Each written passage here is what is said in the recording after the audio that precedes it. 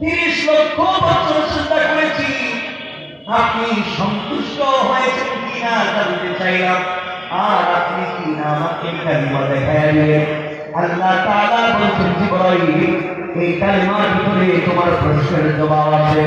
আল্লাহ তাআলা বলছেন, জিবরাইল, আমার আখিরি জামানার পয়গম্বর সরকার কায়নাত কলিজার টুকরা প্রিয় হাবিবুল্লাহ রাসূল পাক সাল্লাল্লাহু আলাইহি ওয়াসাল্লামকে আমি আল্লাহ তাআলা কালিমা হাদিয়া দিতে চাই, উপহার দিতে চাই, উপঢৌকন দিতে চাই। আর আমার আখিরি জামানার পয়গম্বরের উম্মতেরা, আখিরি জামানার গোলামেরা দুনিয়ার জমিনে গুনাহ করে যখন সে নিজেকে বুঝতে পারবে গুনাহ করে ফেলেছে, আল্লাহ তাআলা কোরআনে কারীম 19 নম্বর পারা 25 নম্বর সূরা আল ফুরকানের 65 নম্বর আয়াতে আল্লাহ বলছেন, ওয়াল্লাযীনা ইয়াকুলুনা রাব্বানা সরিফ আন্না আযাবা জাহান্নাম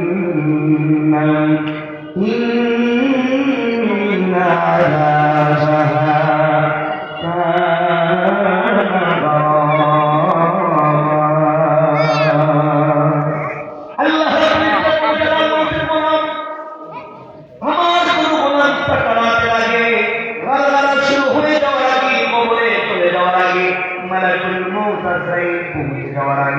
আমার গোলাম যখন আমার কাছে আমার দেওয়া কপাল কুদরতে পায়ে লাগায়া আমার দেওয়া চোখ থেকে একটু ফুটা পানি ছেড়ে দিয়া আমার গোলাম সিজদায় গিয়ে যখন ডাক দিয়ে বলবে সুবহানা রাব্বিয়াল আলা, গোলাম যখন বলবে সুবহান, আমি পবিত্র ডাক দিয়ে বলবো সুবহানাল্লাহি। গোলাম এতদিন পরে আমাকে পবিত্র বললা, আমি তো আসলে পবিত্র। গোলাম তুমি আমাকে পবিত্র বলবার কারণে সাব্বাহতুকা, আমি আল্লাহ তাআলা তোমাকে পবিত্র বানিয়ে দিলাম।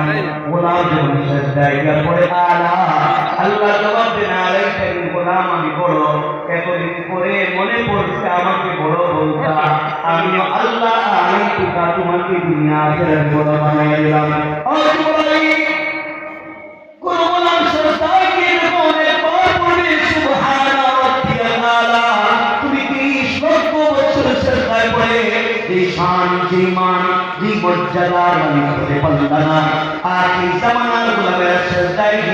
একবার যখন পড়বে সুবহানা রাব্বিয়াল আলা, তাদের একবারের সুবহানা রাব্বিয়াল আলা মর্যাদা তোমার 30 লক্ষ বছরের সিজদার মর্যাদার চাইতে আমি আল্লাহর কাছে বেশি দামি হয়ে যায়।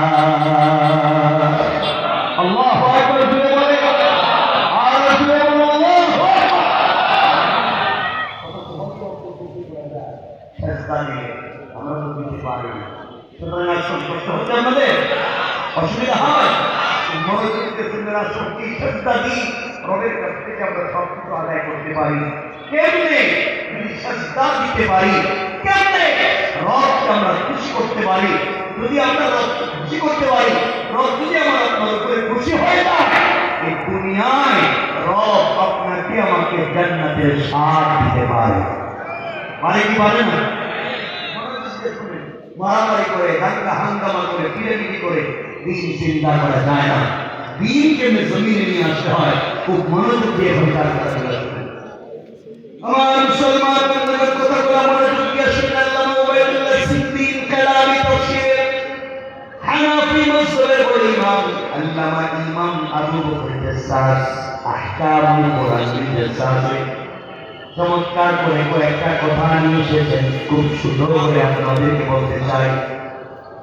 আল্লাহ রাসূল দুনিয়ার জমিনে আগমন করার অনেকদিন আগে ঈসা রূহুল্লাহ জমিন থেকে আসমানে উঠে যাওয়ার অনেকদিন পরে ইয়ামান দেশের নাজরানি বেকুব বেয়াদব বাদশার জন্ম হলো। ইয়ামান দেশের নাজরানি মুকাদ্দামের মুসলিম বাদশার জন্ম হলো। এই বাদশার নাম ইউসুফ যুনওয়াস। বাদশা ঘোষণা করে দিল, আমার দেশে কেউ তাওহীদের দাওয়াত দিতে পারবে না, আমার দেশে কেউ রিসালাতের কথা বলতে পারবে না, আমার দেশে কেউ এক আল্লাহর পক্ষে স্লোগান দিতে পারবে না, আমার দেশে কেউ রিসালাতের কথা বলতে পারবে না। যেই ব্যক্তি বলবে তার মৃত্যুদণ্ড।